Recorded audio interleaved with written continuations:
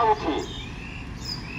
ଏତଦ୍ୱାରା ହୀରାକୁଦ ବନ୍ଧର ତଳମୁଣ୍ଡରେ ବସବାସ କରୁଥିବା ସମସ୍ତ ଜନସାଧାରଣଙ୍କ ଅବଗତି ନିମନ୍ତେ ଜଣାଇ ଦିଆଯାଉଅଛି କି ଆସନ୍ତା 28/7/2024 ରବିବାର 17:09 ଘଣ୍ଟା ସମୟରେ ହୀରାକୁଦ ବନ୍ଧ ମୁଖ୍ୟଯନ୍ତ୍ରୀଙ୍କ ନିର୍ଦ୍ଦେଶ କ୍ରମେ ଚଳିତ ବର୍ଷର ପ୍ରଥମ ବନ୍ୟା ଜଳ ହୀରାକୁଦ ଜଳ ଭଣ୍ଡାରରୁ ନିଷ୍କାସନ କରାଯିବ।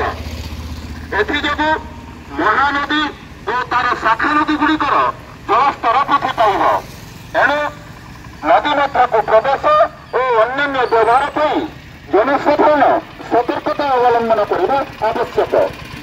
ପ୍ରଥମ ବନ୍ୟା ଜଳ ନିଷ୍କାସନ ସମ୍ବନ୍ଧେ ସର୍ବସାଧାରଣଙ୍କ ପାଇଁ ସୂଚନା। ହୀରାକୁଦ ଜଳଭଣ୍ଡାରର ଉପର ମୁଣ୍ଡରେ ଲଗାଣ ବର୍ଷା ଯୋଗୁଁ ଜଳଭଣ୍ଡାରର ଜଳସ୍ତର କ୍ରମାଗତ ଭାବରେ ବୃଦ୍ଧି ପାଉଅଛି।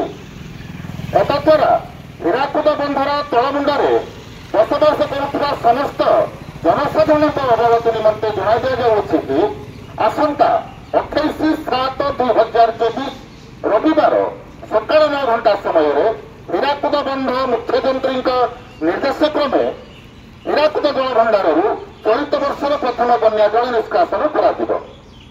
ଏଥିଯୋଗୁଁ ମହାନଦୀ ଓ ତାର ଶାଖା ନଦୀଗୁଡ଼ିକର ଜଳସ୍ତର ବୃଦ୍ଧି ପାଇବ।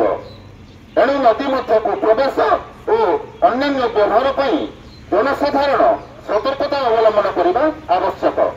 କୌଣସି ଦୁର୍ଘଟଣା ପାଇଁ ହୀରାକୁଦ ବନ୍ଧ ନଦୀ ବନ୍ଧ କର୍ତ୍ତୃପକ୍ଷ ଦାୟୀ ରହିବ ନାହିଁ।